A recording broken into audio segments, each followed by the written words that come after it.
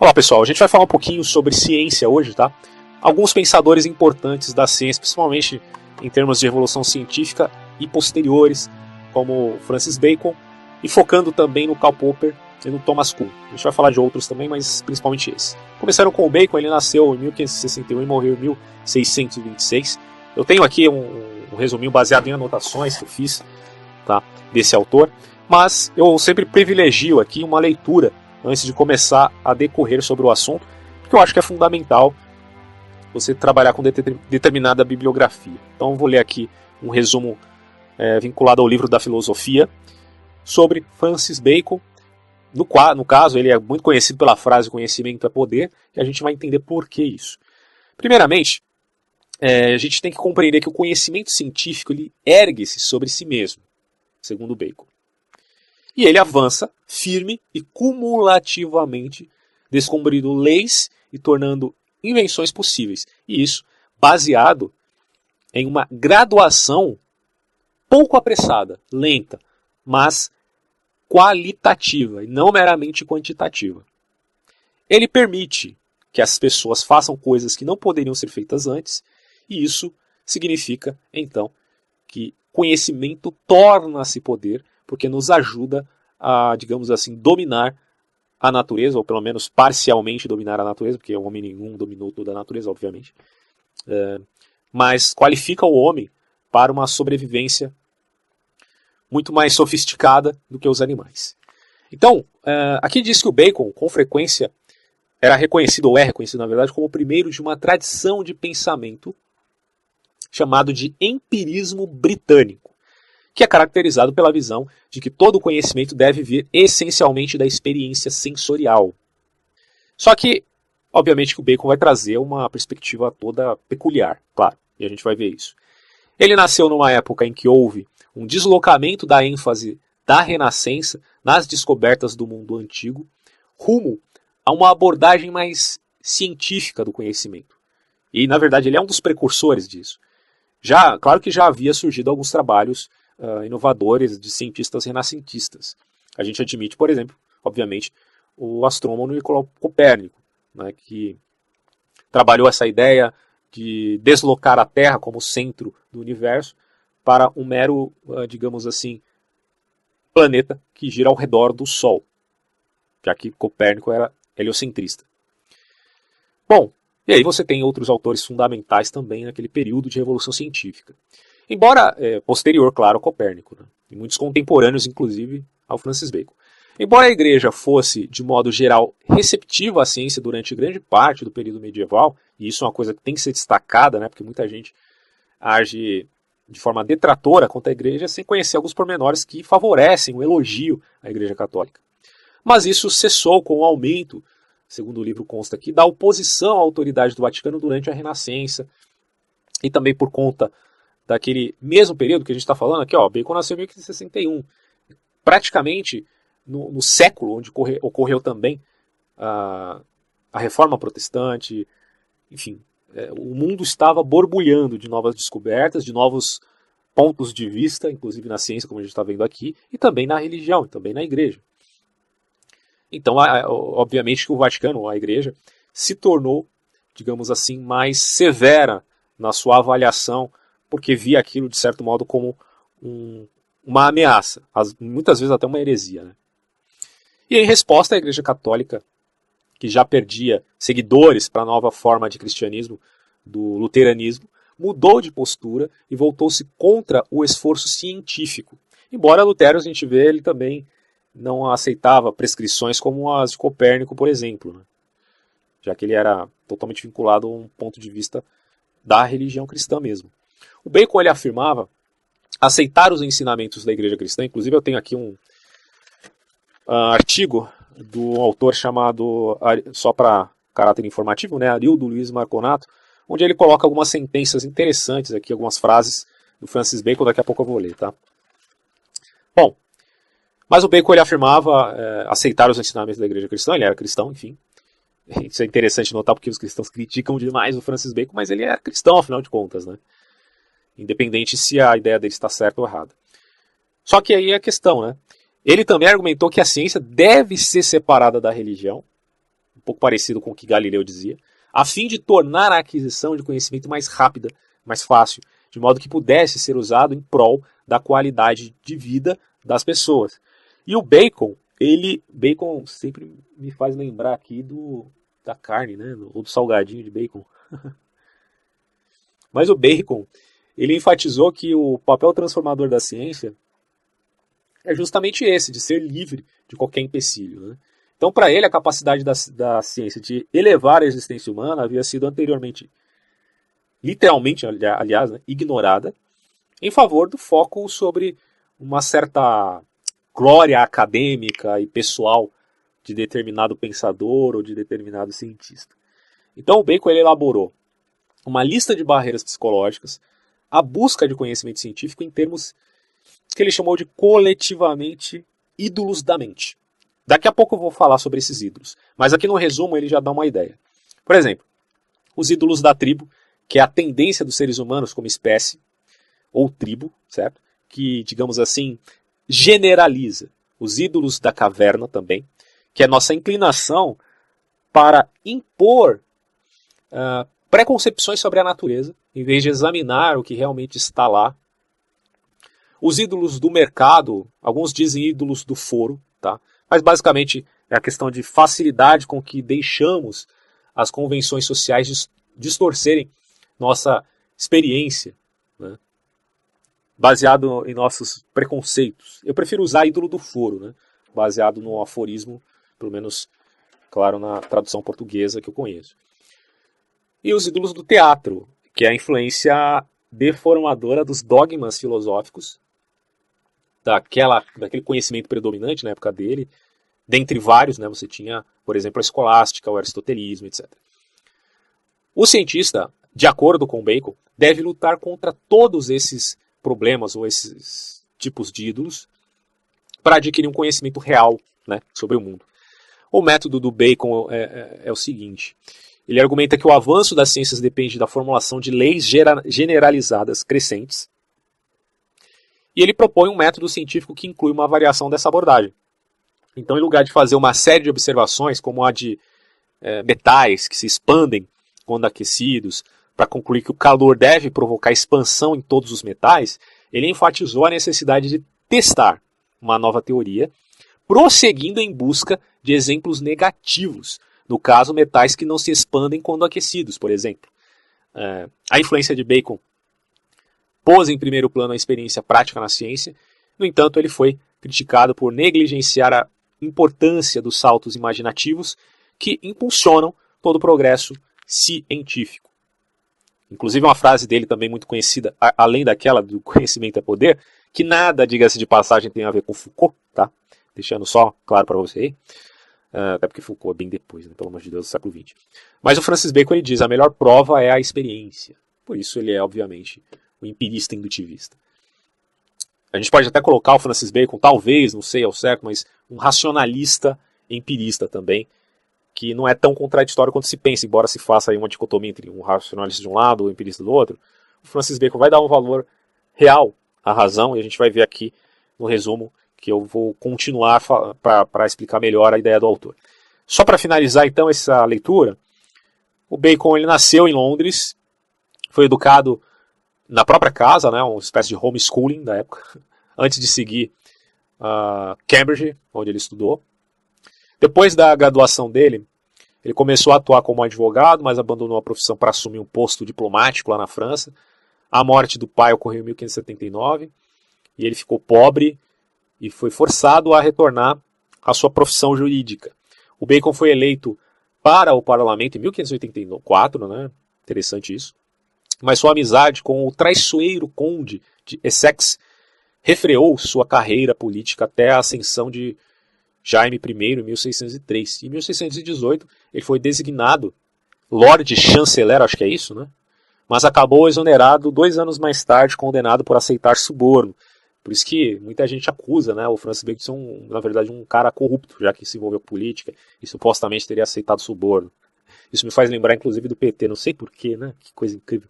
Bom, o Bacon ele passou o resto da vida escrevendo e realizando seus trabalhos científicos. Morreu de bronquite, contraído enquanto recheava uma galinha com neve. Uau! Por que é que se faz esse tipo de prática? Essa ciência eu não conheço. Como parte de um experimento sobre preservação de alimentos. Agora entendi. Só era ter lido até o final, entenderia. Bom, gente, é isso. Agora a gente vai falar aqui do resumo. Depois eu falarei, se não me esquecer, das sentenças. E aí a gente continua com os outros autores que eu preparei aqui também. Principalmente o Karl Popper e o Thomas Kuhn, tá? Bom, é o seguinte. Francis Bacon, como a gente já viu aqui, é da escola empirista inglesa, britânica. Pode colocar assim, enfim. E ele vai trabalhar essas ideias do ídolo. Então vamos pontuar isso de novo. Você tem o ídolo da tribo, o ídolo da caverna, o ídolo do foro. O resumo colocou mercado, mas enfim. E o ídolo do teatro. Primeira questão a se entender é o da tribo. Esses ídolos que embaçam a nossa mente, tornam-a turva e não permitem que nós alcancemos o verdadeiro conhecimento. Que você lembra? Bacon dizia, saber é poder. Então, se saber é poder, ele queria dizer com isso que o verdadeiro conhecimento deveria ser obtido para gerar o controle sobre a natureza. Isso, inevitavelmente, faria com que a vida do ser humano se tornasse melhor. Tornaria o homem mais sofisticado. Na verdade, isso aconteceu, né? Porque a gente está em pleno século XXI, temos muitas tecnologias, existe também muito fetichismo, então tem um lado bom e um lado ruim da tecnologia, isso é uma coisa óbvia que a maioria dos pensadores sérios concordam. Mas o fato é que realmente a gente entendeu esse recado do Bacon de que a ciência trouxe poder para o mundo. Então, primeiramente, para tirar esses ídolos que atrapalham o conhecimento, nós temos que começar com o ídolo da tribo. Ou seja, a natureza humana, ele reconhece, é limitada, o conhecimento humano é limitado, os sentidos humanos são limitados. Isso fala em via do conhecimento mesmo, conhecimento da realidade. Então, quando nós extrapolamos esses limites, ocorre aquilo que a gente pode chamar de analogia da realidade objetiva com sua própria natureza humana. Ou seja, o homem tenta refletir-se na natureza. Ou tenta fazer da natureza o reconhecimento do seu próprio entendimento subjetivo. Isso eu até denomino aqui, tentando extrapolar um pouco, os conceitos do próprio Francis Bacon, que é um tipo de antropomorfismo da natureza. A gente tenta antropomorfizar o conhecimento e fazer dele o reflexo do homem. Quer dizer, atribuições humanas à natureza, atrapalhando a experiência da própria ciência. Então essa é uma crítica que ele faz. Primeiro ídolo que você tem que tirar da sua cabeça, em vista de um pensamento científico, é o ídolo da tribo. É claro que o Francis Bacon tem aqui um método peculiar de ciência, que foi inovador, inclusive se tornou aí, vamos dizer assim, um pensador de vanguarda da ciência empírica, porque hoje a ciência, obviamente, tem elementos que se via nesse método baconiano, mas não todos. Tem muita crítica. David Hume criticou Bacon, a filosofia da ciência atual, como a do falsificacionismo, do Karl Popper, que a gente vai ver aqui, do Thomas Kuhn, todos eles criticam Bacon, tá? E claro que a escolástica atual, os pensadores tomistas, aristotélicos, também criticam demais o Bacon. Então isso aí, inclusive judeu não gosta de Bacon, viu? Brincadeira. Então, vocês estão entendendo aqui o que eu estou falando, né? É a ideia do Bacon, que foi inovadora num certo ponto de vista, mas também continua recebendo muitas críticas. E claro, né, que muitas ideias dele são ultrapassadas, já que ele é lá do século XVI e a gente está, afinal de contas, no século XXI. Então ele é um pensador de vanguarda importante que tem que ser conhecido nesse contexto, ok? Outro ídolo que existia é o ídolo da caverna. Ídolo da caverna seria, vou colocar aqui como uma geração de preconceitos ou de ideias preconcebidas que são tidas aí como falsas opiniões que nós adquirimos. Ao passo que nós, com o conhecimento baseado no ídolo da tribo, adquirimos preconceito, isso obviamente existe no ídolo da caverna também. Então, são, na verdade, vinculados a preconceitos individuais e gostos que podem atrapalhar a experiência. Então, o ídolo da caverna está vinculado aos preconceitos individuais dados por variadas fontes, inclusive culturais, inclusive vinculadas aí ao pensamento, à classe intelectual de determinada época. Então, a busca de imparcialidade é importante ao ponto de vetar esses preconceitos individuais em vista do conhecimento científico apurado, tá? Então, esse é o ídolo da caverna que tem que ser vencido, assim como o da tribo. E aí você também tem o ídolo do foro, que significa uma linguagem vulgar que age como obstáculo ao conhecimento efetivo. Para a ciência, segundo Bacon, a linguagem é fundamental. Só que essa linguagem ela tem que ser aperfeiçoada, sofisticada, digamos assim, até mesmo purificada, para fazer da ciência um histórico conceitual adequado para ser catalogado. O ídolo do foro é o ídolo da linguagem vulgar que deve ser suprimida e vencido, através de uma linguagem efetivamente científica. E o quarto ídolo é o do teatro. Ele faz uma crítica aos sistemas filosóficos anteriores, como o do próprio Platão, Aristóteles, a escolástica, né, como eu já tinha falado aqui. Ele faz uma crítica árdua a esses pensadores escolásticos, inclusive. Isso não é novidade, outros autores também criticaram bastante a escolástica, né, como o próprio David Hume, que dizia que pode queimar esses livros, que não serve para nada. Né? Eu já falei isso em outros vídeos, aí vocês podem assistir.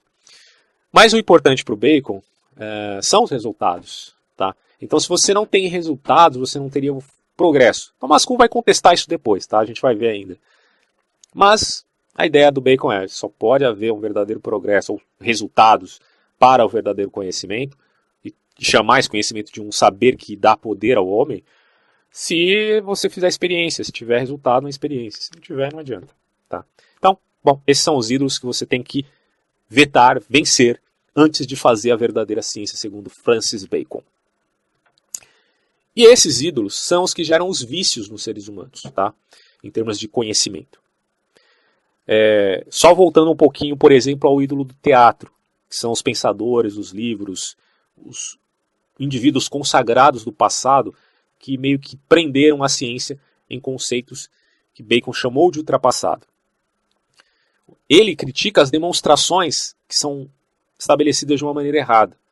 E critica, em relação a esses pensadores do passado, aquela pressa em falar de impressões dos sentidos sem uma apuração realmente devida, ordenada e calculada com a honestidade intelectual de uma apuração científica.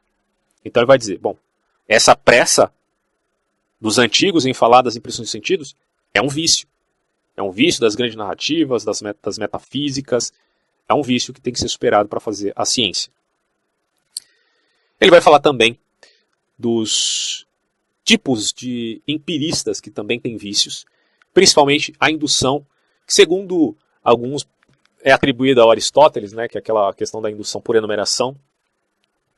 Mas claro que interpretar Aristóteles é uma coisa mais a fundo, né, porque Aristóteles tem uma narrativa que está amalgamada. O conhecimento aristotélico é quase um organismo. Você não pode simplesmente falar de uma coisa sem considerar outra. E se você faz um processo meramente analítico, você meio que maqueia a sua interpretação do próprio Aristóteles. Mas enfim, vamos considerar que Aristóteles tivesse uma ideia de indução apenas por enumeração.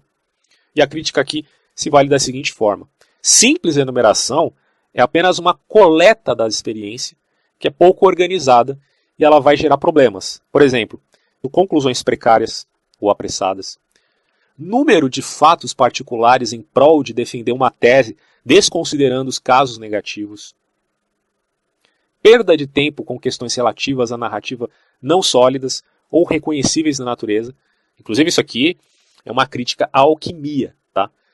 De vários pensadores do passado, da antiguidade, admitiam a alquimia como uma ciência, um pensamento adequado. Inclusive o Carl Jung, ele admite a alquimia na psicologia, claro que de um ponto de vista mítico-alegórico, né? Totalmente diferente daquela ideia de que você pode transformar ferro em ouro, algum metal em ouro, que é outra história, o Jung não admite isso. Mas o que eu quero dizer é que no conceito pleno e total daquilo que nós entendemos como alquimia, Francis Bacon vai dizer, isso é uma puta de uma perda de tempo, tá? São questões que nos tiram o foco daquilo que é realmente necessário como reconhecimento sólido e eficiente do conhecimento. E outros vícios são dialética subordinada à natureza dos homens. Então todo o processo dialético fica preso apenas a uma estética vinculada à natureza do próprio homem, sem considerar o conhecimento efetivo, o científico da coisa. Também outro vício, que é aquela questão que dos sentidos você parte para um axioma e esse axioma vai gerar lá o seu raciocínio que chega a uma conclusão e acaba terminando em senso comum. Essa é uma crítica que ele faz. Você não pode partir o conhecimento, começar o conhecimento a partir da sua própria razão dogmática. Senão você vai cair no mero senso comum, que era uma atribuição dada, segundo ele, da sua própria época, como herança do passado. Outra coisa, basear-se em noções mal abstraídas e confusas, que é comum também no senso de percepção da sociedade. Você tem uma noção intuitiva daquilo, mas não necessariamente isso é confirmado de uma maneira analítica e clara para se entender a questão. E o outro problema é o indutivismo ingênuo, que a gente já falou aqui, né, que é o por enumeração, que nada mais são do que princípios generalizados em vista de reconhecimento das condições positivas, desconsiderando as negativas. A gente ainda vai falar disso também, que é um ponto de vista que ele vai trabalhar no seu método. Os passos do método avaliam a questão baseados na verdadeira ciência. E o que seria essa verdadeira ciência? Primeiro, vamos falar das vantagens dela. Vantagem é basicamente reconhecer e interpretar a natureza corretamente, sem os obstáculos dos ídolos e dos vícios, inclusive dessa indução por enumeração. E segundo, é obter o poder para controlar, ou pelo menos minimizar os problemas da natureza propriamente. Natureza que eu falo das forças da natureza, já que o homem também faz parte da natureza e tem a sua própria natureza humana, que é uma crítica que ele faz àqueles que querem fazer ciência, devem subsistir e fazer sucumbir essa natureza, pelo menos temporariamente, em vista de uma certa imparcialidade. Isso é possível? Muitos vão dizer que não. Como é que é possível? Como é que é possível você se tornar uma tábula rasa para fazer ciência? É difícil, vale o esforço, é sempre bem-vindo o esforço de imparcialidade, mas é praticamente, Karl Popper diria que é impossível. Né? Não tem como você se tornar uma tábula rasa. A gente vai ver isso daqui a pouco. Então, sobre os métodos do nosso caro amigo aqui, ele vai trabalhar, primeiro, adequação da história da natureza e da experiência, tendo precauções essenciais. E aí ele vai citar duas precauções aqui que eu acho interessante. Ele trabalha um livro aí dos seus aforismos, que é bem legal, né? Principalmente a obra Novo Órgano. O Novo Órgano, na verdade, significa o conjunto de determinadas obras, no caso de Aristóteles, obras de lógica, e significa uma ferramenta, um instrumento, enfim. Então, quando ele escreve um novo órgano, ele, na verdade, está querendo marcar ali uma crítica à obra do Aristóteles e expor um método novo para a ciência.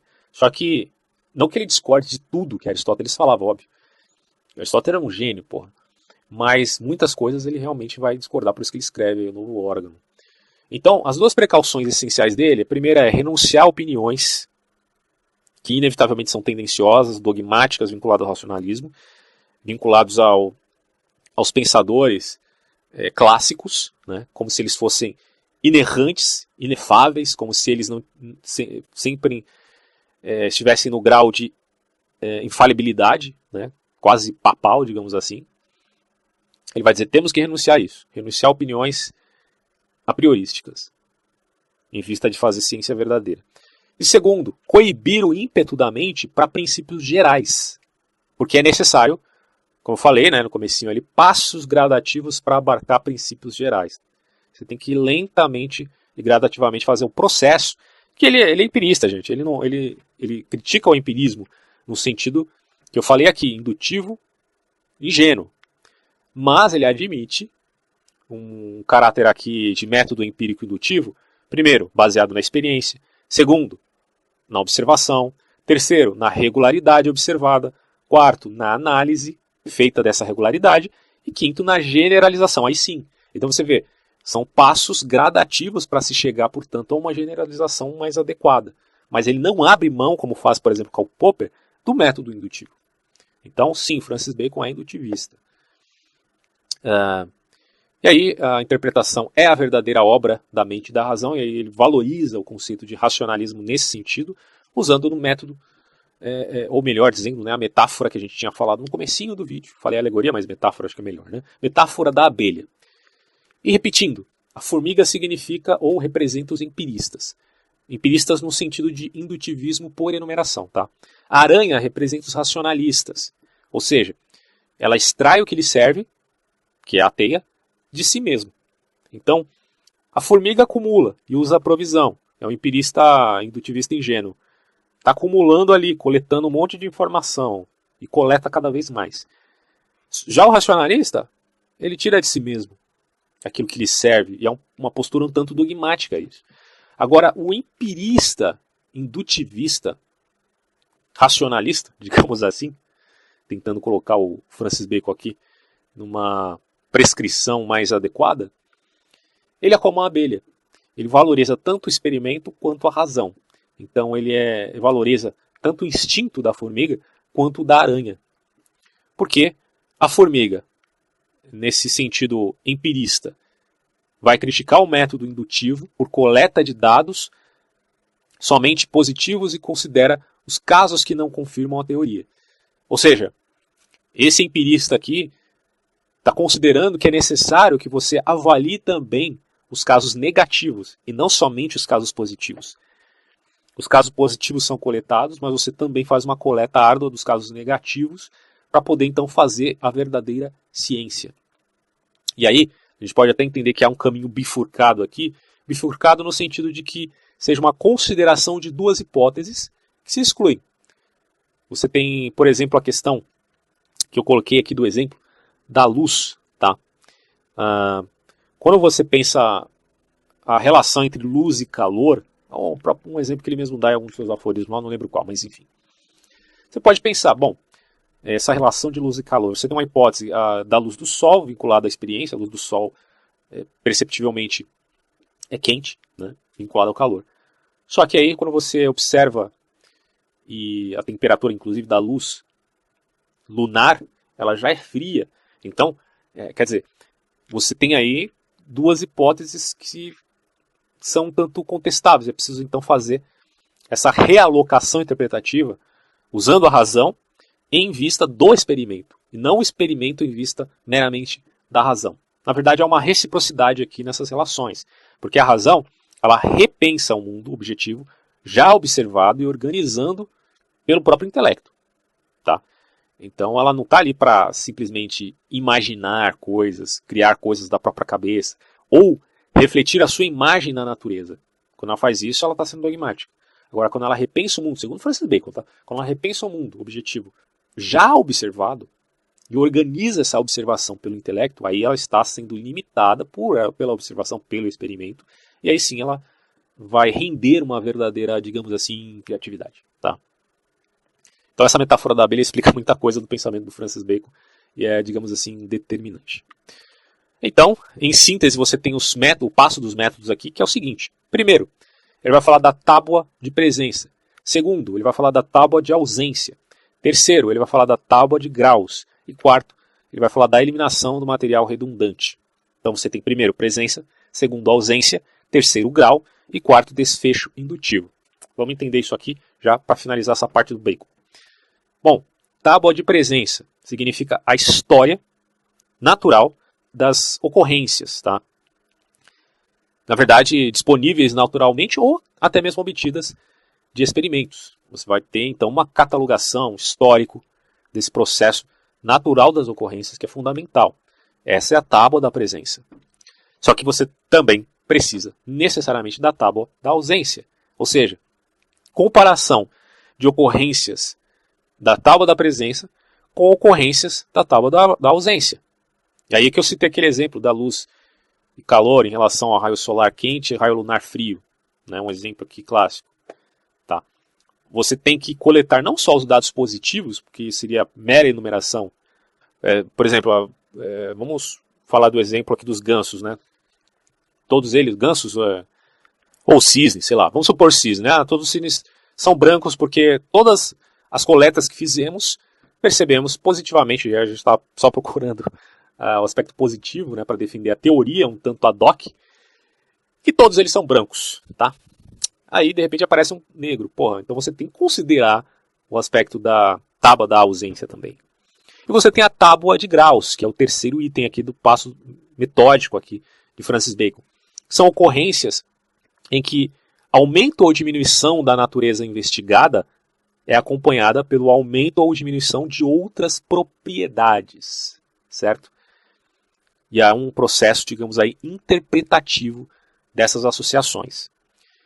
E por fim, você faz então o desfecho indutivo, que é a eliminação do material redundante, ou seja, você valoriza a eliminação do que não é por via negativa, para então, digamos assim, estreitar a valoração de determinada hipótese e dar status a ela. E quando ela tiver um status maior, tendo passado pelo grifo da negação, aí ela vai poder se realocar ao grau de uma determinada generalização. Aí você entra naquele processo, experiência, observação, regularidade, análise e, enfim, generalização. Então, de Francis Bacon é isso. E só para finalizar, né, eu vou ler aqui algumas frases do Francis Bacon e a gente já parte para outros autores. Bom, ele fala algumas coisas interessantes. Ó. Obedecer à natureza é comandá-la. Tem tudo a ver com o que ele falou sobre conhecimento é poder, né? Quem não usa novos remédios vai ter novas doenças. Interessante isso. É melhor não ter uma opinião sobre Deus do que ter uma má opinião sobre ele. Isso aqui demonstra o caráter de fé que ele tinha. A verdade é filha do tempo. Verdade. Verdade filha do tempo? É verdade. No teatro humano, Deus é o espectador. Pouca filosofia gera o ateísmo. Muita filosofia nos leva à fé. Isso realmente faz sentido. Faz muito sentido essa frase aqui. Se foi dele mesmo, né? Enfim. O homem pode tanto quanto sabe. Interessante. Faz sentido também. A natureza humana é mais estúpida do que sábia. Fato. Principalmente aqui no Brasil. A esperança é um bom café da manhã, mas uma péssima janta. Uma crítica à esperança aqui, meus caros. O dinheiro é bom servo, mas mau patrão. Faz sentido também, gostei. Na caridade não existe excessos. Então na caridade você pode agir com excessos. Interessante. É triste ter poucos desejos e muitos temores. Então, olha que sabedoria, né? É triste ter poucos desejos e muitos temores. Isso é muito ruim. Legal. A natureza algumas vezes está escondida, outras dominada, mas raramente extinta. Interessante. Mesmo que você domine a natureza, ela não vai se extinguir, claro. As ocasiões têm que ser criadas e não esperadas. Você faz a hora, né? Você faz acontecer. Interessante. Suspeita muito quem sabe pouco. Cara, isso é verdade. Principalmente quando você vai discutir com alguém que é muito pretensioso, mas não sabe nada. E é engraçado que o ignorante, não sei ao certo, mas parece, ao meu ver, que o ignorante ele é mais arrogante do que o cara que tem um mínimo de conhecimento. Porque quando você tem um mínimo de conhecimento e seriedade, principalmente a seriedade, né, você começa a perceber que o conhecimento é tão amplo que você nunca vai abarcar tudo aquilo. Então isso dá uma sensação de humildade. A sensação de humildade, por exemplo, que eu tenho quando entro numa biblioteca. Olha só o tanto de livros que existem aqui.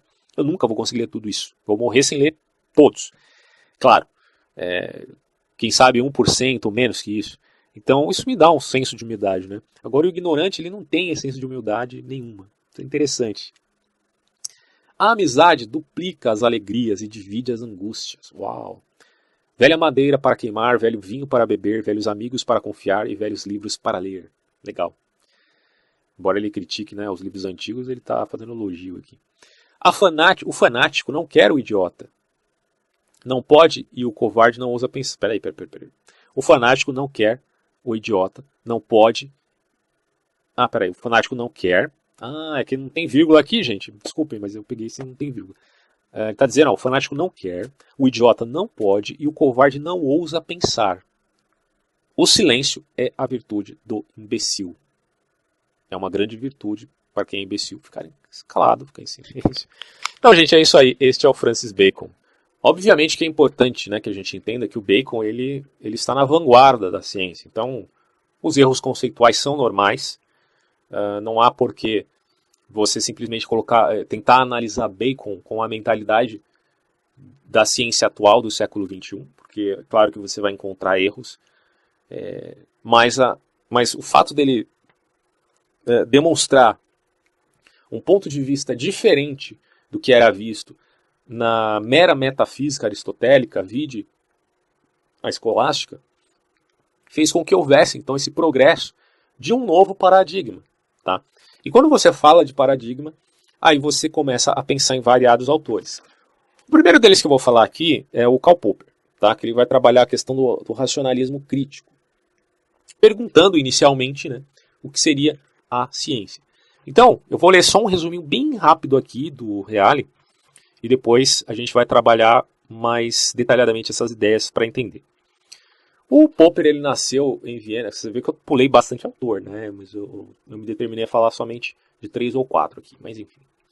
O Popper, ele nasceu, o nome dele era Raimundo, inclusive, né? Você conhece um Raimundo na filosofia? Karl Popper? Karl Raimund Popper.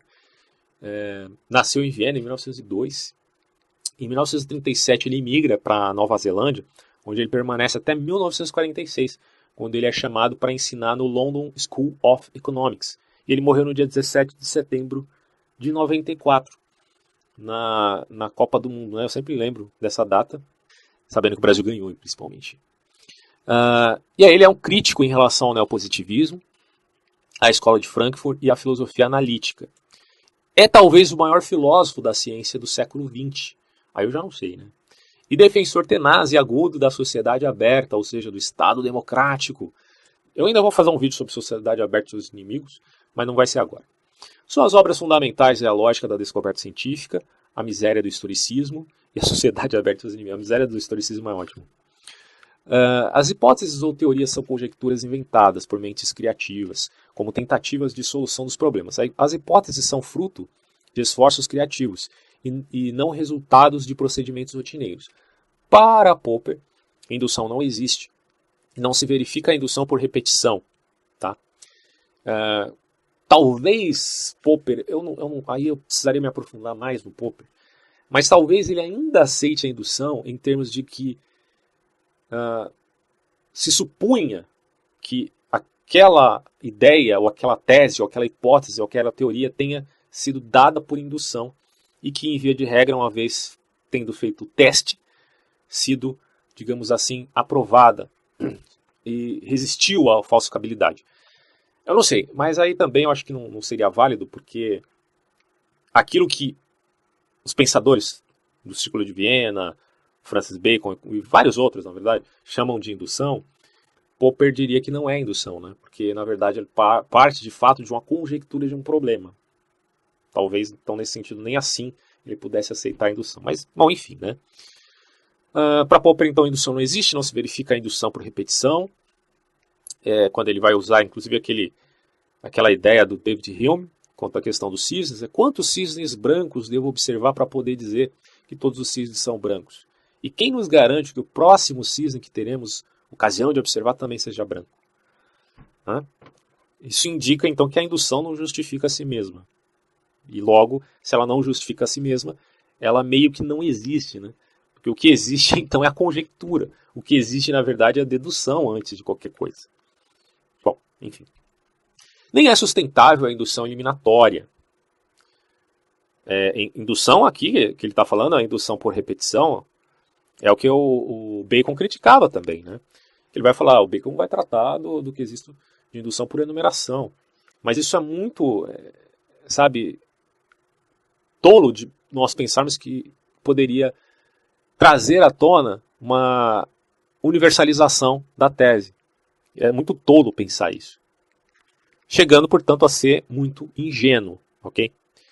Agora, ele também faz uma crítica da indução do Bacon e de outros autores. É aquela coisa da indução eliminatória, que diz que para ter a teoria válida, basta eliminar todas as teorias falsas propostas como solução do problema.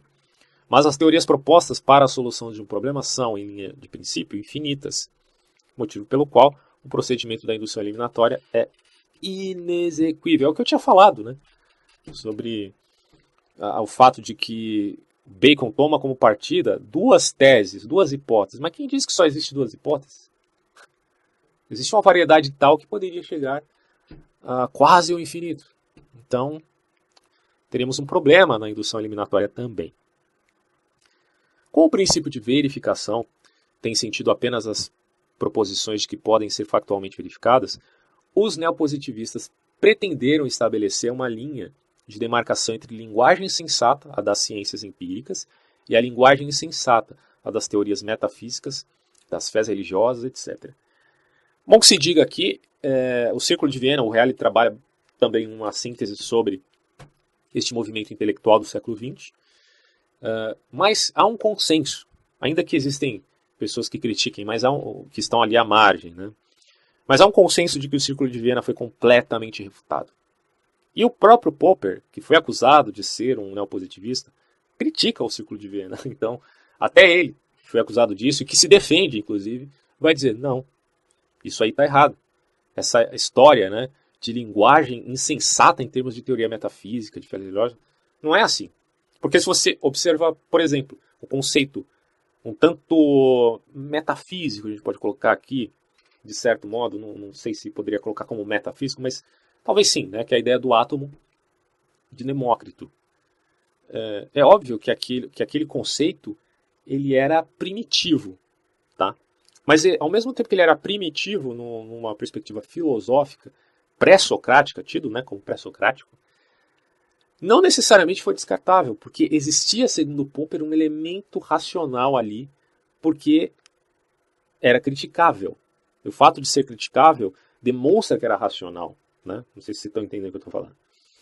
E a partir daí, quando isso é retomado na ciência atual, que hoje há um consenso geral também, em termos de física atômica, subpartículas, física quântica, se demonstrou que ele não estava, claro, totalmente certo, mas que era racional e, portanto, foi validado em termos assim de verossimilhança. Embora esse conceito de verossimilhança tenha sido contestado por alguns autores, e o Popper até chegou a recuar, né, desse ponto de vista, a gente ainda vai ver isso aí mais claramente. Mas, enfim. Diversos neopositivistas, aliás, desculpe, diversificando, né, dos neopositivistas, o Popper propõe seu critério de falsificabilidade como uma forma de demarcação entre ciência empírica e não ciência. Quer dizer, uma teoria ela pertence à ciência empírica apenas se puder ser desmentida ou falsificada, tornada falsa pelos fatos. E a asserção, que, entre aspas, né, chove ou não chove, jamais poderá ser desmentida. Ela não é falsificável. Ao passo que a proposição amanhã choverá aqui, é uma coisa mais pontual, vocês percebem? Aí ela pode ser desmentida. Principalmente por um sol que vai brilhar naquele determinado dia. Todo método científico, o sol vai brilhar, é uma coisa meio... né, para o cientista ele vai dizer, mas o sol sempre brilha, ora bolas. Mas vocês entenderam, né? Todo método científico ele se reduz a 3 palavras. Problemas, conjecturas e tentativas de refutação. Então o Popper ele não adere à indução, em termos científicos. Ele vai dizer que a hipótese científica ela começa tentando resolver problema.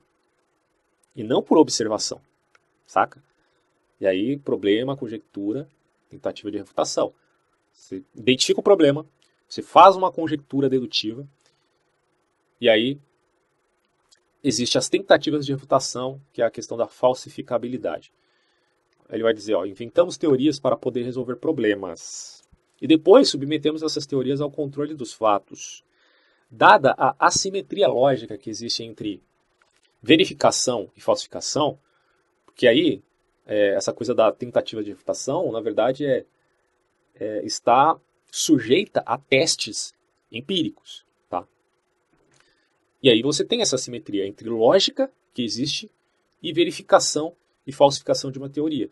Milhões de confirmações, portanto, do indutivismo por enumeração, não tornam certa uma teoria.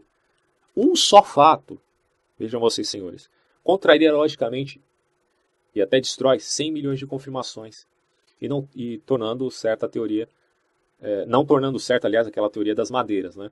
Que diz todas as madeiras flutuam na água. Mas, porra, se um pedaço de ébano, que a gente considera como sendo uma madeira, afunda, aí você tem uma falsificação da universalização que é dada aqui na sentença todas as madeiras. Não são todas as madeiras, na verdade. Você pode aceitar uma perspectiva geral, mas não universal. E aí ele vai falar também, né, o Reale, e a descoberta do erro põe a comunidade científica na necessidade de propor e pôr à prova uma teoria melhor do que a precedente. Uma teoria com maior poder explicativo e previsível. Tá? Tem um exemplo aqui da teoria, porque aí o status dessa teoria que eu vou citar agora, que é a de Darwin, já não é mais no aspecto hipotético. Não é uma coisa é hipótese, outra coisa é teoria. E teoria, nesse sentido, goza de um status maior do que uma mera hipótese. Tá? Então, quando você fala de teoria da evolução, você tem aqui, de certo modo, uma teoria científica que passou por alguns testes de falsificabilidade e que ainda perdura, ainda permanece. Então, nesse sentido, a teoria parece ser verdadeira, mas não significa que ela consiga explicar todos os problemas. Eu te cito um problema aqui que eu fiquei sabendo recentemente.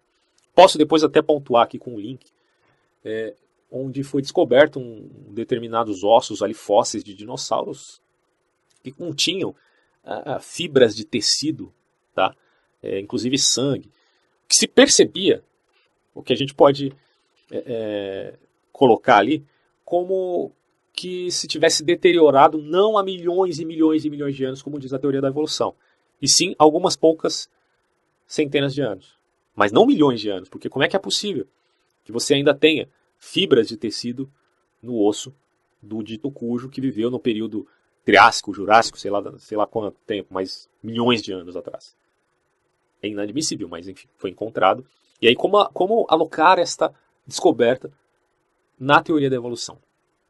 A gente meio que dá um passo para trás e fica, bom, isso parece uma anomalia. Como vai tratar aqui o Thomas Kuhn, que a gente já vai falar daqui a pouco. Mas é interessante, né, essa descoberta. É claro que isso não prova ou desprova alguma coisa inicialmente.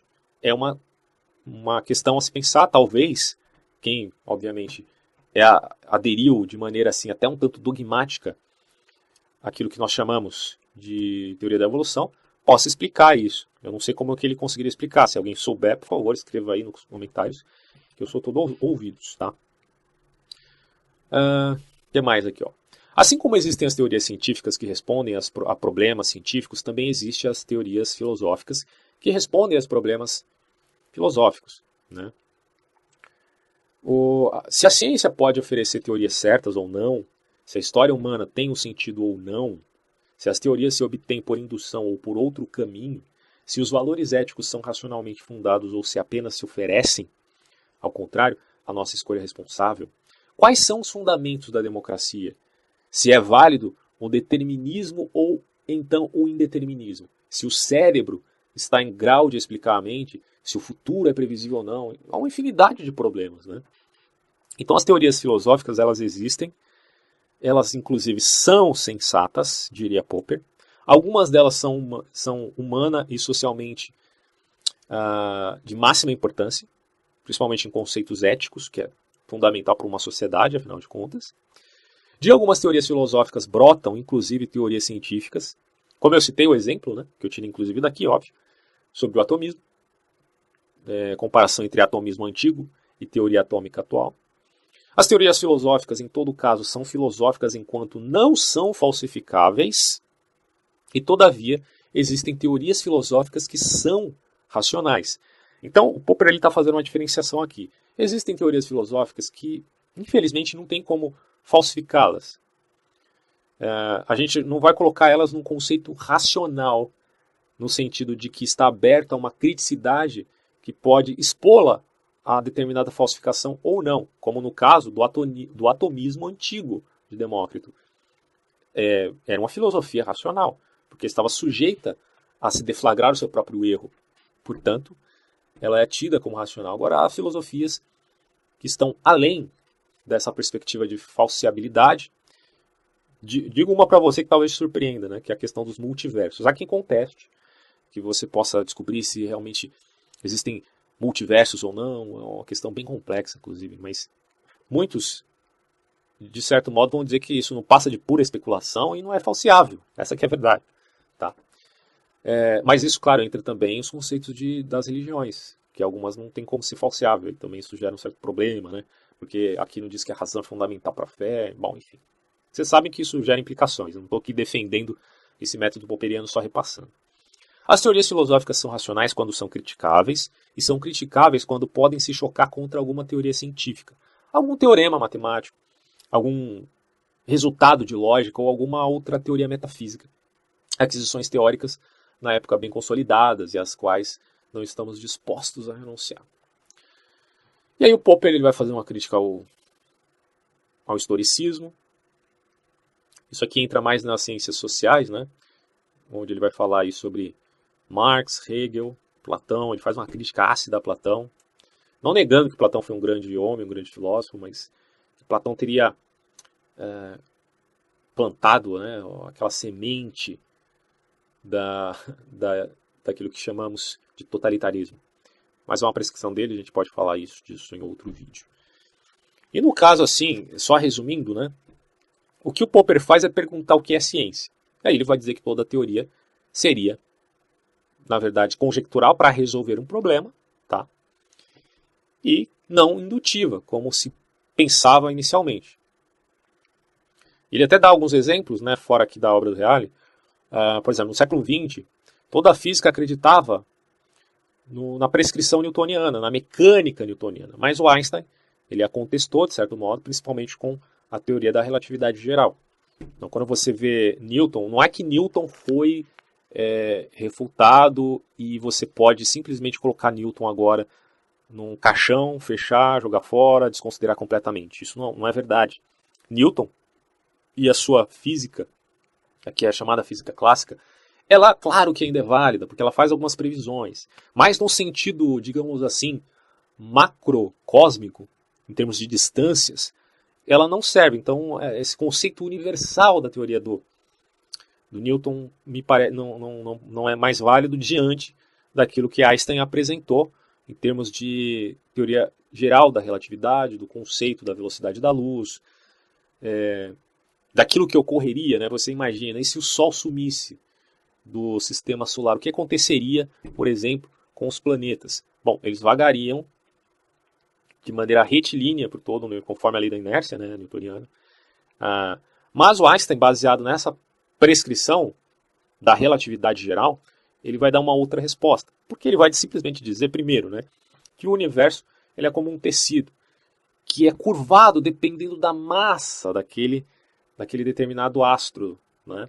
E como a massa solar é maior do que a massa terrestre, então a Terra é atraída ao Sol, assim como os outros planetas, e aí ele trabalha toda essa ideia. É claro que isso é bem complexo, a gente ainda tem alguns resumos aqui em casa, não só do Reale, mas de outros autores também sobre o Einstein, que é bacana a gente entender, só que eu não sou físico, então existem algumas lacunas inevitavelmente, né? Apesar que, de um ponto de vista filosófico, talvez haja um certo enriquecimento que você não tenha na física. Então acho que as duas coisas são meio que complementares, né? O próprio Bachelard, que é um outro autor também interessante, fala bastante disso, mas aí fica para um outro hora. Não vou falar do Bachelard agora, que é um pouco mais complexo aí, né? Mas enfim, o método indutivo, ele meio que foi refutado pelo Popper, que ele não se justifica sozinho, tá? Ele tem lá, a gente pode colocar que tem certa validade, mas cai naquilo que a gente chama do conjectural. É indutivo? Não é indutivo. Se a gente for ver, claro, do ponto de vista do indutivismo ingênuo, não tem como. O método dedutivo hipotético, então, que é aceito aí pelo Popper, quando admite que a teoria ela vem antes, né? A conjectura antes da experiência, e que é a partir daí que se faz os testes, né? Primeiro você tem uma hipótese, como é feito, por exemplo, na física teórica e na física no sentido prático da experiência. Física teórica, você tem, por exemplo, a teoria da simetria e a teoria dos multiversos. Eu falo isso porque tem um documentário no Netflix que eu assisti que fala a respeito dessas duas prescrições em termos de teorias e não de... E eu digo assim, não teoria, mas basicamente hipóteses, vamos colocar dessa forma, talvez, e que são conflitantes, né? Ou você tem uma simetria que dá precedente, inclusive, ao design inteligente, a crença num designer, ou você tem o aspecto mais caótico, baseado nos multiversos. Bom, o nosso universo ele tem uma determinada razoabilidade. Eu fiz até um vídeo falando sobre essa ideia de que a matemática precede as leis físicas e que a ordem do universo, isso é inegável, qualquer físico sabe disso. Mas alguns tentam explicar isso baseado num caos que existem de muitos universos, quase que, digamos assim, infinitamente, no grande superespaço. Tá? E nesse superespaço, você tem leis dissonantes umas das outras. Existe um universo com determinada lei, outros com outros tipos de prescrições. E aí, no nosso universo, ele é dessa maneira, por uma questão meramente probabilística ou estatística, talvez. Então, isso daria vazão à ideia caótica. Tá? Eu acho assim que é rebolar demais para tentar explicar. Eu estou falando de uma forma bem simplista, às vezes tem teorias, livros de autores sofisticados e renomados que falam a respeito de multiverso, mas eu sempre achei que isso é uma grande lambança, de tentar negar um ponto de vista mais vinculado ao design, tá? E da razão. Porque quando a gente fala de matemática, a gente fala de determinado algoritmo, a gente fala de determinado código, e isso implica inteligência, né? E se há inteligência antes da inteligência humana, ora bolas, estamos falando de Deus. Isso é um problema, né, para alguns cientistas. Não sei porquê, mas enfim. Bom, mas aí você tem um método dedutivo hipotético em Popper. A praxis, né, do cientista seria sempre acumular um montante de dados para falsificar a teoria anterior. É claro que você tem também um falsificacionismo ingênuo, um falsificacionismo metodológico e um neofalsificacionismo, que é dado aí por outros autores. Inclusive você tem aqui o Lakatos, né? Que ele fala um pouco sobre essa questão de metodologia dos programas científicos de pesquisa. O Lakatos, ele foi um pensador de origem húngara. Inclusive ele foi aluno e amigo do Popper, né? na London School of Economics, como eu tinha falado antes. E ele trabalha uma ideia um pouco mais, talvez, mais refinada, não sei, do falsificacionismo. Eu vou até dar uma lida bem rápida aqui do resuminho, para você ter uma ideia sobre as ideias do Lakatos, que eu também acho realmente interessante. Eu não sei se... Eu ainda não fiz uma síntese para admitir uma ideia ou outra sobre filosofia da ciência, é uma coisa meio complexa, então vamos dar tempo ao tempo, né? Mas enfim, para Lakatos, que era pensador de origem húngara, como eu falei, entendia que a ciência deveria ser uma certa competição entre pesquisas rivais. Tá? Então, por exemplo, um programa de pesquisa que abrangesse a obra de Copérnico, o mecanicismo de Descartes e de Newton e a teoria de evolução de Darwin. Então aí seria constituído por um núcleo central, por exemplo, no caso do copernicanismo, que é a ideia de que o Sol, né, como todo mundo sabe, está no centro aí do universo, que a meu ver, é um erro, né? Não é falsificável a ideia. Como é que a gente vai saber se o Sol está no centro do universo? Como é que a gente vai saber se a Terra não está no centro do universo? Não tem como saber, né? Mas enfim, que se mantém infalsificável por decisão metodológica, enquanto a heurística negativa indica ao pesquisador quais caminhos evitar. E a heurística positiva, ele fala de heurística negativa e positiva, a positiva indica quais caminhos você deve seguir. Não devemos fazer morrer uma teoria baseada numa doença infantil. Ele quer dizer com isso o seguinte: uma boa teoria ela tem necessidade de alento para mostrar o seu valor. Você não pode logo de cara descartar uma teoria. Você imagina se você fizesse isso com Copérnico. Porra, essa teoria não é falsificável. Como é que a gente vai saber se o Sol está no centro do universo ou não?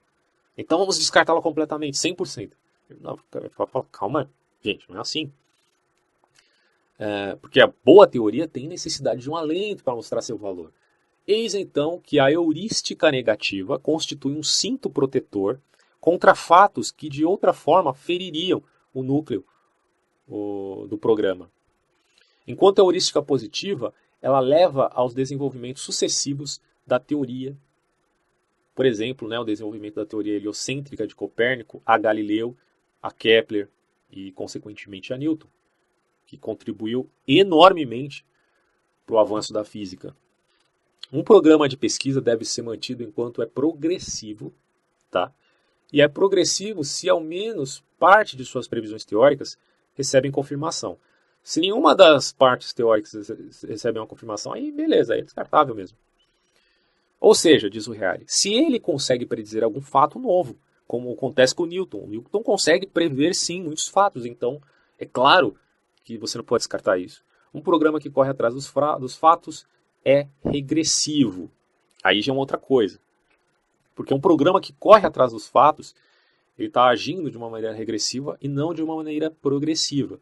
Porque, como eu falei, né, o progresso se dá por partes de suas previsões que são confirmadas, que não são falsificadas. Tá? Agora, se você só faz apologia à ideia tentando salvá-la, naquilo que o próprio Popper chama de ad hoc, aí a gente vê que há um regresso e não um progresso na ciência. Porém, vamos falar também do Thomas Kuhn.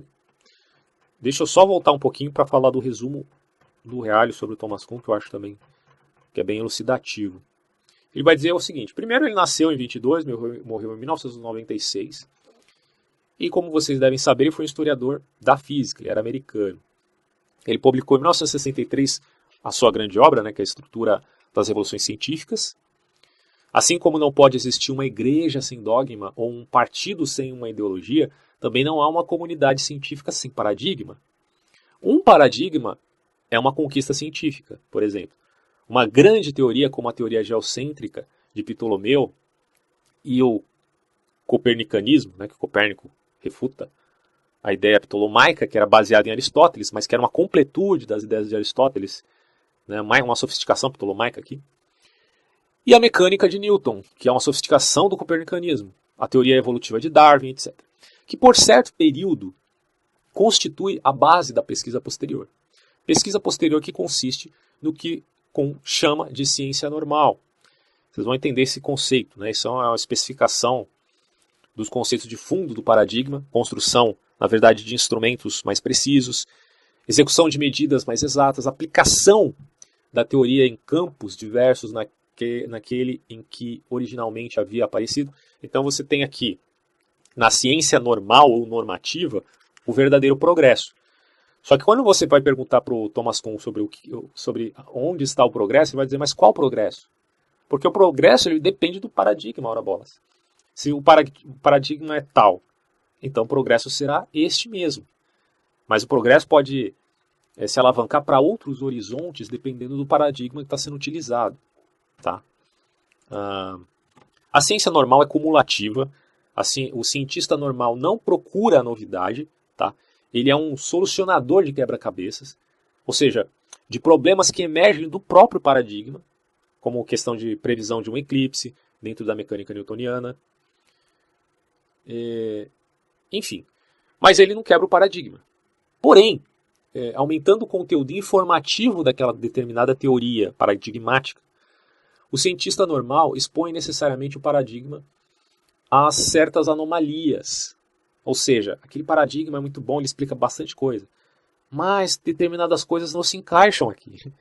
E se não se encaixam, elas são anômalas. Certo? E, nesse caso, há problemas que resistem aos assaltos dos que sustentam esse mesmo paradigma. Quer dizer, os dogmas são colocados em xeque, em dúvida. Os cientistas perdem a confiança na teoria, até então abraçada, e estamos então, portanto, em plena crise do paradigma. E este é um período, em geral, não muito longo, tá? Muito pelo contrário, de pesquisa escangalhada, digamos. E aí entra a ciência extraordinária, ou seja, a partir da qual emerge depois um novo paradigma, ao redor do qual se articulará novamente a ciência normal e assim por diante. E às vezes, para emergir esse novo paradigma, isso acontece de uma geração para outra, porque às vezes é preciso que morra uma geração que está infectada, digamos assim, por aquele paradigma, que não vai abrir mão dele. Há um dogmatismo, por isso que eu falei do dogmatismo na teoria da evolução. Não vai abrir mão de forma alguma, mesmo sabendo das anomalias. Esses caras, né, essa população, essa geração morre, e uma nova geração que está aberta a novos conceitos, menos apegadas àqueles conceitos anteriores de uma maneira emocional, escancara então a liberdade de uma nova conjuntura de ideias, gerando um novo paradigma. Mais ou menos isso aí que ele fala. Então, anomalias é que abrem espaço para a ciência no seu aspecto extraordinário. Quando você fala de novo paradigma, você fala, por exemplo, de Copérnico, de Newton, não sei se Einstein pode ser colocado, eu acredito que sim, né, porque ele mudou, de certo modo, o paradigma newtoniano. mas ele não abriu mão, claro, de todo o ponto de vista newtoniano da filosofia clássica, mas talvez, sem dúvida, mudou o paradigma de algum ponto de vista, sim. A passagem de um paradigma para outro é justamente a revolução científica, é aquilo que a gente chama de revolução científica. Paradigmas sucessivos nos dizem coisas diferentes sobre os objetos que povoam o universo e sobre o comportamento de tais objetos. Exemplos de revolução científica são a passagem da astronomia ptolomaica para Copérnico, como eu falei aqui. Em termos de biologia, né, as ideias fixistas para o evolucionismo, que é basicamente vinculado à não fixidez das espécies. E de natureza diversa são, ao ver de Kuhn, os motivos que fazem passar um paradigma para outro, mesmo que a pretensão mais importante posta pelos sustentadores do novo paradigma seja aquela pela qual o novo paradigma resolveu os problemas que fizeram desmoronar o velho paradigma. A escolha de um paradigma não pode jamais ser resolvida inequivocadamente, apenas pela lógica e pela experimentação. A lógica e a experimentação são alocados como um paradigma acima dos paradigmas, digamos assim. Isso aí ficou meio complexo, né? Não estou também validando totalmente as ideias do Mr. Thomas Kuhn aqui, mas é interessante se pensar. Então, só resumindo, quando ele fala de normalidade ou ciência normal, é a ciência cumulativa. É aquela que acrescenta estruturas, né? Aliás, acrescenta construções sobre aquela estrutura. Então, ciência normativa tem uma estrutura. Física clássica, teoria geral da relatividade, física quântica. E a partir daí se cria teorias, tá? Eu estou tirando o microfone aqui, aí não dá certo.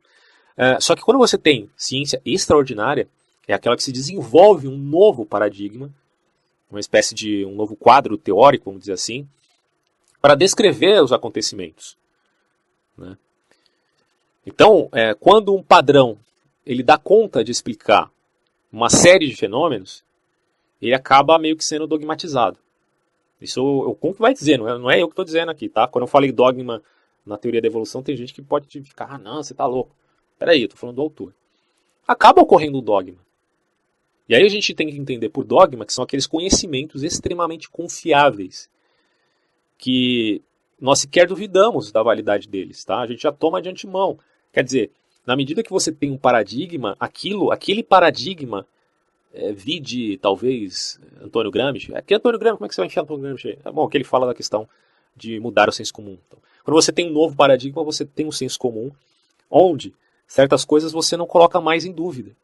Então você não, por exemplo, a Terra é um globo. Então a gente já aceita isso de antemão, é um paradigma. Colocar isso em dúvida é muito estranho para as pessoas que estão fora desse paradigma. Tem gente que está fora, tem a teoria da Terra plana aí que vocês sabem. Mas no caso da teoria da Terra plana, ela não é uma ciência extraordinária, pelo menos não ao meu ver, tá? Nesse quesito do Thomas Kuhn. Mas é um revisionismo. Aí revisionismo, cara, já é outra história. Os caras voltando lá para trás, dizendo a Terra é chata, sem uma evidência que consiga, de fato, contrastar, né, com o paradigma atual.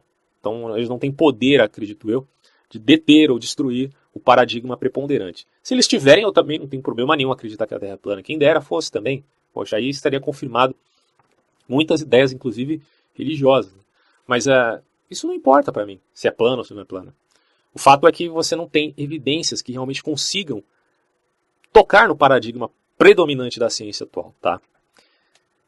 A questão é que quando um fenômeno ele contrasta com os conceitos padronizados, isso permite que a gente tenha uma posição mais crítica àqueles conceitos que sequer eram questionados antes.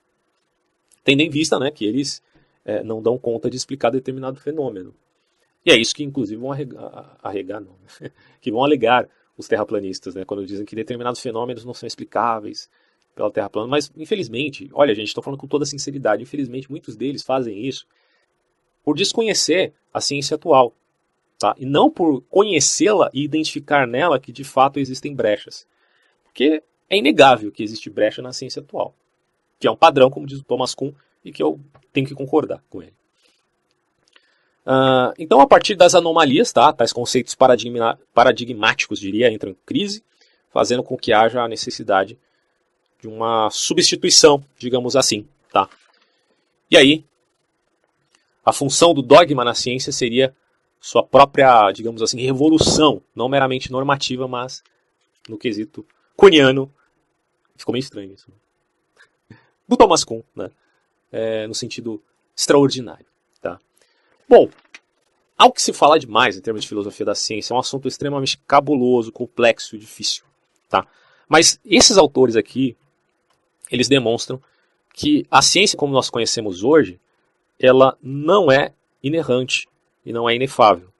Então, eu também sou crítico, tá, da ciência ou do método científico como nós o conhecemos, e acredito que esses autores elucidaram problemas. Tá? Existem outros autores que falam do problema científico, como Foucault, por exemplo, mas diante desse, digamos assim, não vou dizer ataque, né, à ciência, mas desses questionamentos, ou dessas posições a respeito da história da ciência, seja pelo Karl Popper, pelo Lakatos, pelo Thomas Kuhn, e pelo próprio Francis Bacon, né, como a gente viu que ele estava na vanguarda, cometeu alguns erros, mas enfim, levantou a bola de um certo criticismo que foi importante para implementar a revolução científica e trazer novas descobertas, mudou, né, o paradigma do escolástico aristotélico para o criticismo científico. Mas isso não garantiu, claro, que ele estivesse certo 100%. Esse é um ponto. E é uma coisa muito interessante, porque, segundo Karl Popper, o erro, na verdade, na ciência, é o verdadeiro motor da ciência. É isso que eu acho interessante na perspectiva dele. Existem críticos, tá, do Popper, eu sei. Eu preciso analisar isso mais detalhadamente, não estou querendo sentenciar aqui se está certo ou se está errado. A propensão metodológica do popperismo, baseado na conjectura e não na indução. Mas eu acho interessante esse conceito de que o erro se torna o motor da ciência. Né? E que, claro,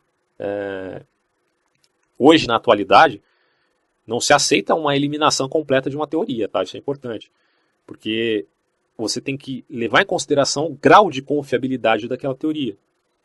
Agora, existe toda uma crítica aí pelo que o Popper denominaria como verossemelhanças, né? Que alguns dizem, não, mas uma teoria está errada menos que outra, mas o fato é que as duas estão erradas e tal.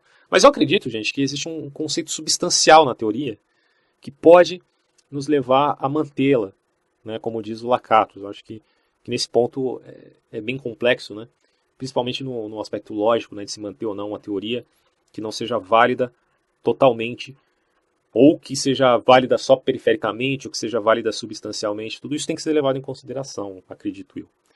Você vê que é um balaio de gatos aqui, cara, mas é bem interessante para a gente pensar, né? Então, é um vídeo reflexivo sobre as ideias da filosofia da ciência, tá? Atual, pelo menos do século XX.